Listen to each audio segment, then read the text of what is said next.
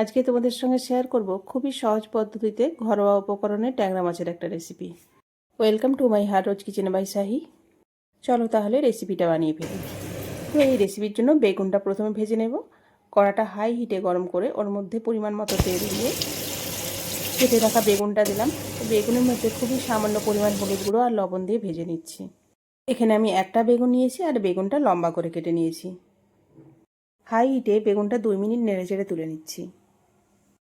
ওই তেলের মধ্যে 1 চা চামচ কালো জিরে ফোড়ন দিয়ে 1 বাটি পরিমাণ পেঁয়াজ কুচি দিচ্ছি। এখানে আমি 3টে মিডিয়াম সাইজের পেঁয়াজ নিয়েছি। তেলটা কম হয়েছিল তাই আরও 2 চামচ পরিমাণ তেল অ্যাড করলাম। যেহেতু মাছটা এই তেলের মধ্যে কষানো হবে, কারণ এই মাছের রেসিপিটা আমি ভেজে রান্না করব না, এই মাছটা আমি কষিয়ে রান্না করব। পেঁয়াজটা কিছুক্ষণ নেড়েচেড়ে নিয়ে যখন একটু নরম আর কালারটা চেঞ্জ হয়ে যাবে, ওই সময় দিয়ে দিচ্ছি 1 চামচ পরিমাণ আদা রসুন বাটা। একটু নেড়েচেড়ে নেওয়ার পর আদা রসুনের কাঁচা গন্ধটা চলে গেলে ওই সময় দিচ্ছি একটা কেটে রাখা টমেটো। কিছুটা পরিমাণ লবণ দিয়ে টমেটোটা নেড়েচেড়ে নিচ্ছি। এতে টমেটোটাও ভাজা হয়ে যাবে আর সেদ্ধও হয়ে যাবে, আর কাঁচা গন্ধটাও থাকবে না।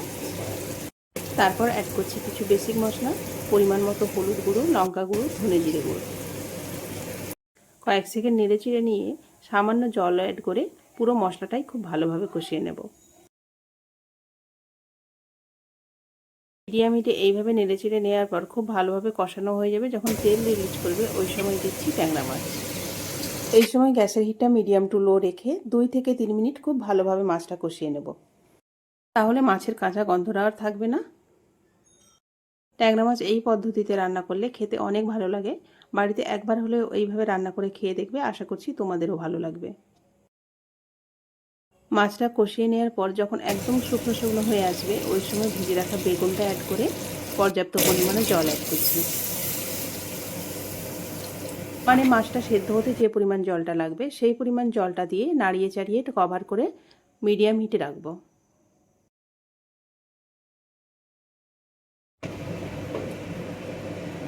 দশ থেকে 15 মিনিট পর কভারটা সরিয়ে যখন মাছটা সুসেদ্ধ হয়ে যাবে ওই সময় 1 চামচ পরিমাণে ভাজা জিরে গুঁড়ো ছড়িয়ে আর কয়েকটা কাঁচা লঙ্কা ছড়িয়ে দিচ্ছি।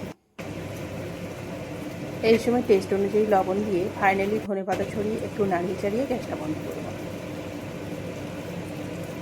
এর আগে বাড়িতে ট্যাংরা মাছ অনেকভাবে রান্না করেছো, এই পদ্ধতিতে একবার রান্না করে খেয়ে দেখবে, আশা করছি তোমাদের ভীষণই ভালো লাগবে।